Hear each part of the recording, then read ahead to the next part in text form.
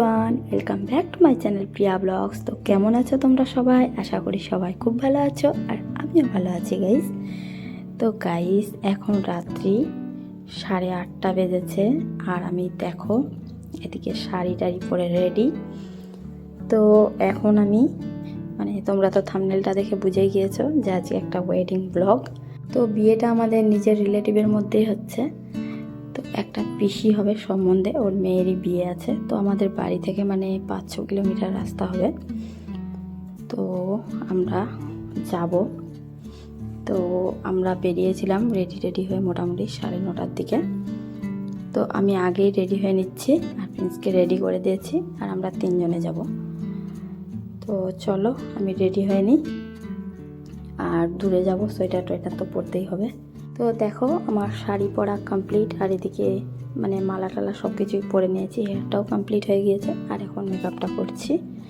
আর এদিকে guys, Prince এত আমাকে বিরক্ত করছিল, আমি কি বলবো। নিচে আমি মেকআপের জিনিসপত্রগুলো রেখেছি, ওগুলো নিয়ে এত বিরক্ত করছিল, কোনটা যে ভাঙবে আর কি করবে তার ঠিক নাই।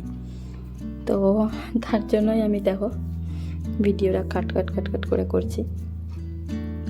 এত বিরক্ত করছিল, ওকে একটা মোবাইল দিতে হবে, ও ফোনে কার্টুন দেখবে, তারপরে আমি এদিকে রেডি হবো, তাহলে ঠিক আছে, নাহলে খুব বেশি ঝামেলা করবে একেবারে। তো দেখো আজকে আইলাইনার কিচ্ছু লাগাবো না, আমি সব কাজল দিয়েই করে নিচ্ছি। আমার তো যেতেই ইচ্ছে করছিল না, যেতে হচ্ছে। তো চলো আমি তো এখন রেডি হচ্ছি, আর তোমরা ফাইনাল লুকটা দেখে জানাবে কমেন্ট করে যে আমাকে কীরকম লাগছে গাইস। আর তোমরা যারা আমার ভিডিও দেখছো নতুন, চ্যানেলটিকে কিন্তু অবশ্যই সাবস্ক্রাইব করবে গাইস, আর ভিডিওটাকে লাইক করতে ভুলবে না, আর বেল আইকনটি অলে ক্লিক করবে যাতে সবার প্রথমে ভিডিওটির নোটিফিকেশান তোমাদের কাছে যায়। তো দেখো এদিকে আমার রেডি হওয়া কমপ্লিট, আর আমাকে কীরকম লাগছে জানাবে কিন্তু। আর এদিকে হচ্ছে আমার ফাইনাল লুক, সোয়েটারটা পরার পরে, সোয়েটার আমাকে পরতেই হবে, আমার তো একদম সব থেকে বেশি ঠান্ডা লাগে। তো দেখো গাইস, এদিকে আমার রেডি হওয়া কমপ্লিট, আর আমি আর প্রিন্স কিন্তু আগেই রেডি হয়ে গিয়েছিলাম, তারপরে প্রিন্সের বাবা এসেছিল দোকান থেকে। তো দেখো আমাকে কীরকম লাগছে, এখানে অনেকক্ষণ থেকে প্রিন্সের বাবার জন্য আমি ওয়েট করছিলাম। তারপরে দেখো এখন আসলো। তো এদিকে আমাদের 3 জনারই রেডি হওয়া কমপ্লিট, আর এখন যাচ্ছি। তো প্রথমে তো মাও যেতে চাচ্ছিল, তো আবার বলছে যে তোমরাই যাও। তো চলো বিয়ে বাড়িতে গিয়ে তোমাদের সাথে দেখা হচ্ছে।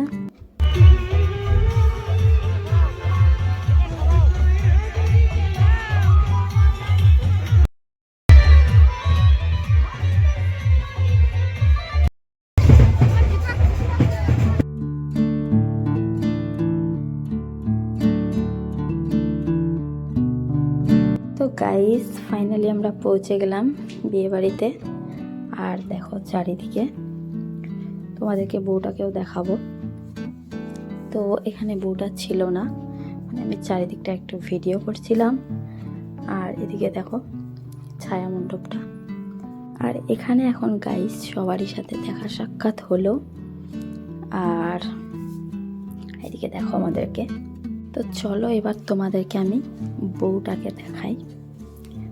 দেখো এটা হচ্ছে পিসির ছোট মেয়ে। তারপরে আমরা বউকে দেখার পরে বাইরে দেখো সবারই সাথে কথাবার্তা হচ্ছিল এদিকে। তারপরে তো গাইস এখানে অনেকক্ষণ থেকে বসেছিলাম, তো বাইরে থেকে আওয়াজ পাচ্ছি যে বর এসেছে। তো চলো বাইরে যাওয়া যাক, একটু বরটাকে দেখে আসি, আর তোমাদেরকেও দেখাচ্ছি।